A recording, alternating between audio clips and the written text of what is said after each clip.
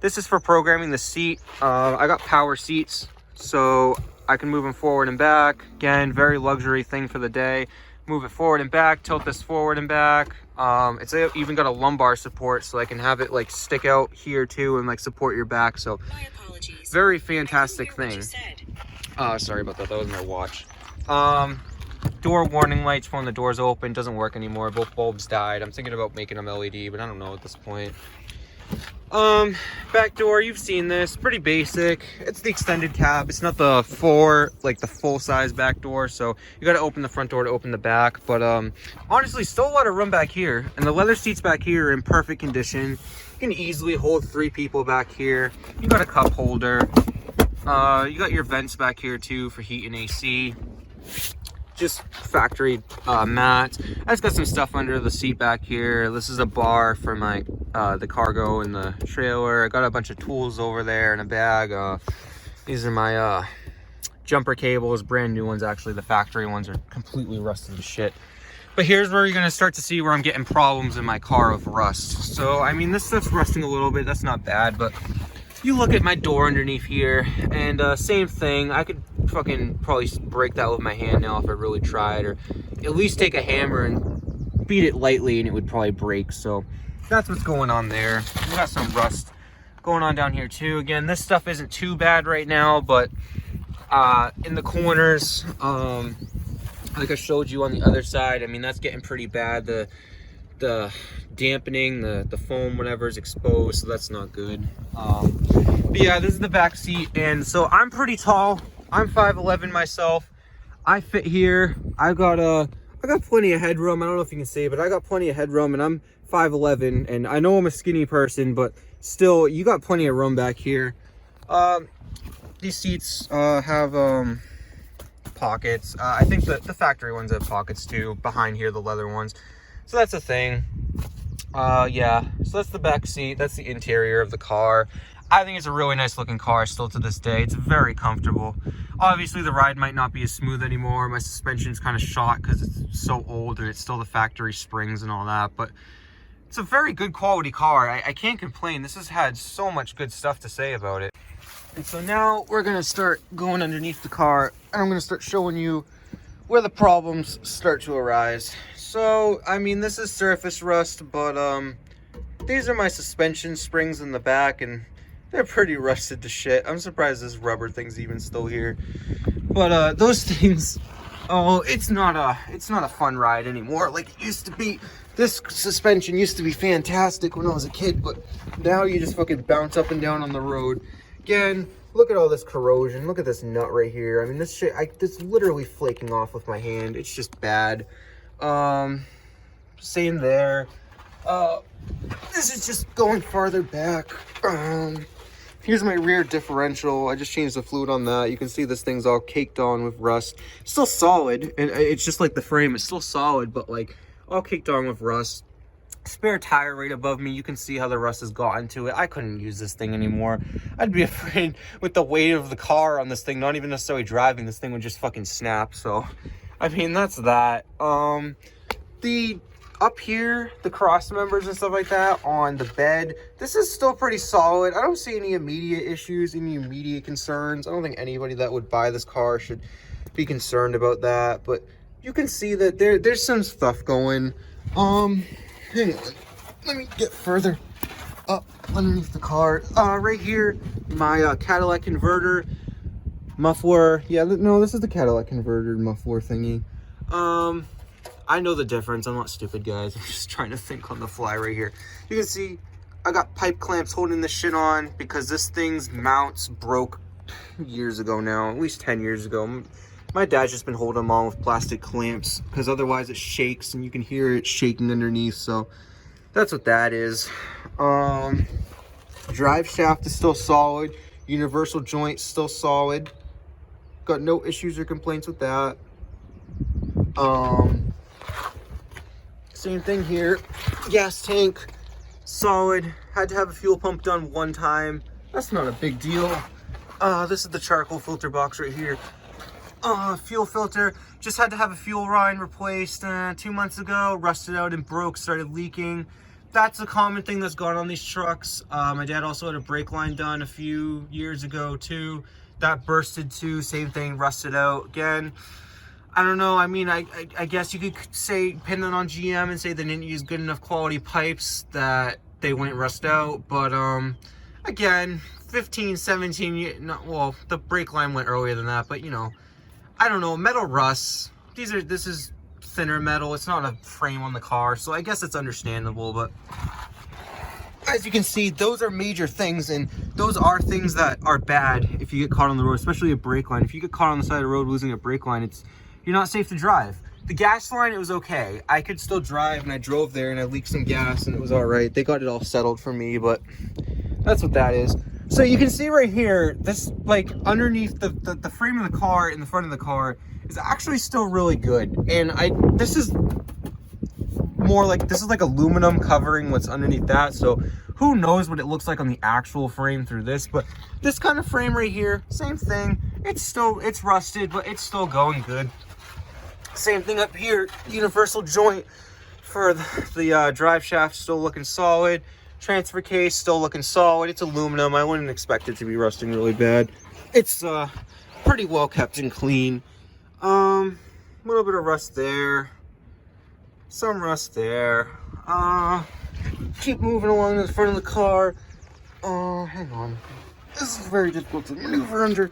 I'm sorry, guys. Even though the truck's raised up, it's still hard. This is my automatic transmission, 4L60E. Very bulletproof transmission. Never had any issues. My dad had an issue 100,000 miles into the car. I don't remember what was happening. I don't know if it was slipping. I don't know what was going on, but he had the fluid change then, and the guy ended up overfilling it, and then it was still slipping, and some of it was leaking out, so they had to overhaul that, but not overhaul that. I mean, the transmission wasn't replaced, but that got settled, and the transmission was fine for that. And after 120,000 miles, when it got changed, he never changed it again. I just changed it this year at 280,000 miles, so very bulletproof transmission, because I know if you buy a Chrysler truck or something like that, your automatic transmission is not going to last 160,000 miles without changing your fluid, or else you'd probably fucking break something, or the whole thing would just start slipping and never work again. So I can't complain about that, and I really wish I could just get this transmission again on a newer car, because it is so bulletproof. It has been gone down in GM's history for being one of the most bulletproof transmissions ever produced in the world. So I love this thing. This is the drive shaft for the the front differential, and when you turn on 4-wheel drive, just comes from this transfer case back here. You guys saw it. Sorry, I'm trying to be really careful. There's an exhaust pipe right above me, and it's still hot because I was just driving the car. You can see that this is kind of greasy right here, and that's most likely from the rear main seal on my transmission where it connects to my engine right here, because I mentioned on my Snapchat story a few days ago that I do leak a tiny bit of oil. That's one mechanical problem I do have. I guess you call that mechanical, but it's so minimal. It's like maybe I add a quart every 2 or 3 months. It's like, it's not burning oil, you know what I mean? It's just like a small, very, very small leak. That's not major at all. And even if I didn't fill it for like 6 months, it would probably still be okay. Yeah, I wouldn't be running on full fluid, but it'd still be okay, you know what I mean? So that's that. Changed the front diff fluid recently. That was pretty easy. That stuff, it was only half full, so I think some of it leaked out or something weird happened. I don't know what the fuck happened with that, but that's that. This is your oil drain bolt right here. Very easy to change the oil. Get out the drain bolt. There's a oil filter right here. Same thing, very easy. Just pop that off. Make sure you got a drain pan, and you just pop the new one on. Put the drain bolt back on, and then you just refill it in the top. Very easy. So that's that. You can see my front tires there. Again, some of this stuff's rusting out on them, but it's still working. The tie rods are still good. My steering's still good. The joints for the 4-wheel drive are still good in the front. It's all the CV joints, or whatever you want to call them. It's still working. It's still solid. I know a common thing on these trucks is I know that the tie rods and stuff like that for steering will go eventually. That hasn't happened on this car. It's probably getting to the point where they might soon, and I'm getting a new truck probably this summer anyway, so it's not going to be that huge of a deal. But that's a concern that I know is a problem. But again, we didn't have that problem. There are some problems on these trucks that I know exist that we just didn't get, so maybe we got lucky, but that's one of them. Coming up here, You can see I got disc brakes. Pretty basic. Again, very happy that this has disc brakes. And so you can see right here, I told you about rust being concerning. This is like some kind of chassis mount right here, and you can see this stuff's flaking off. I mean, it's going.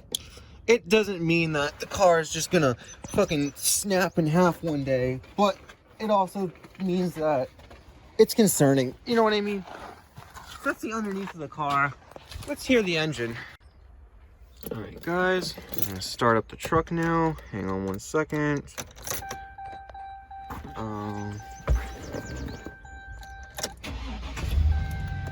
Very solid sound starting up.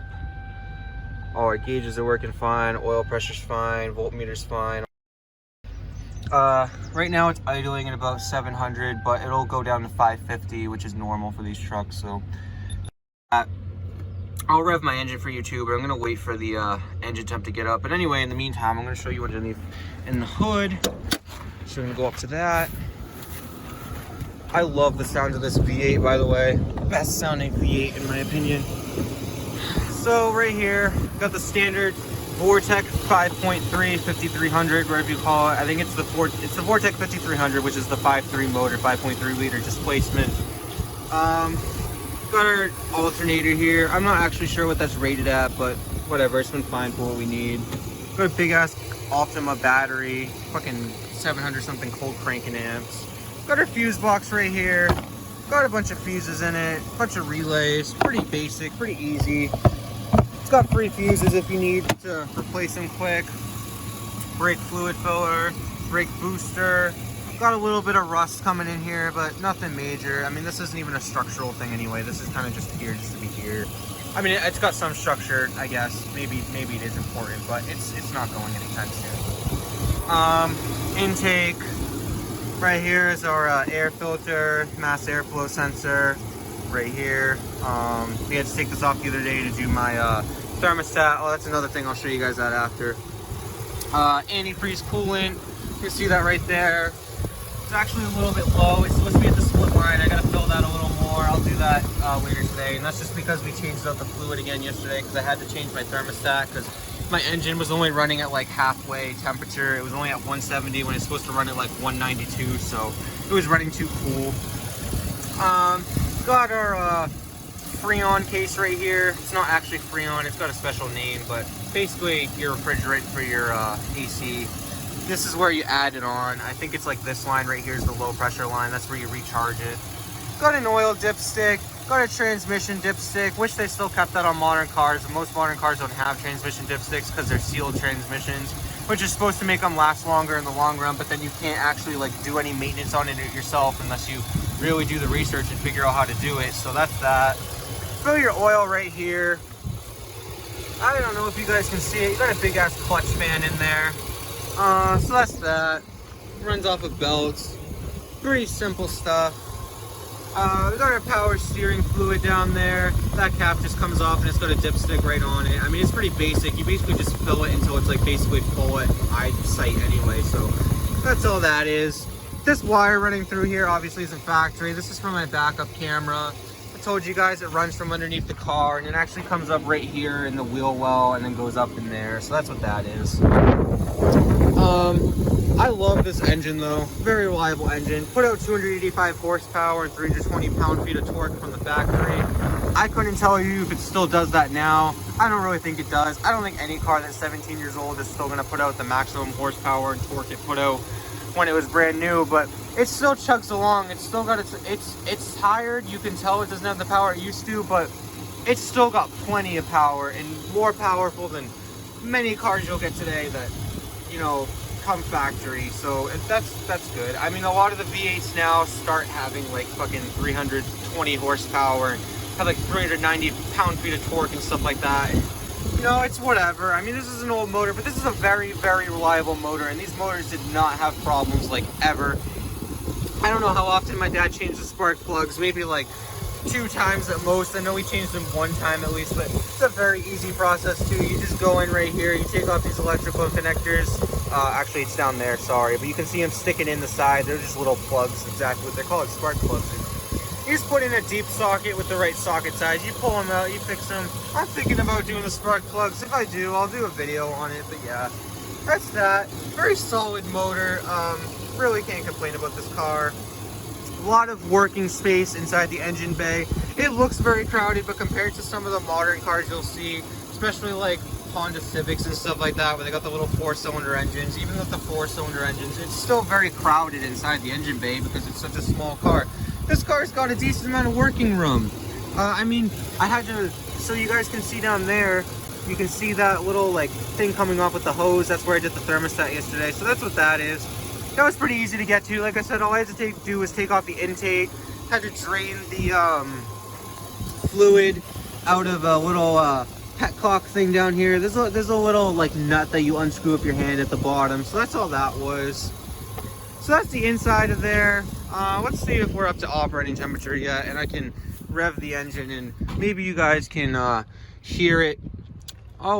Yeah, I'll rev it up, and maybe you'll hear it, maybe you won't, but I'll do it.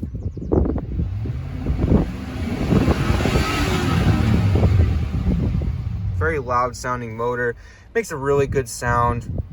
I just actually went up to the red line. Actually, I went up to 6,000 there. I've never done that. Not a good thing to do that. Don't recommend doing that, but yeah, this is a very good motor. It makes really good sound still.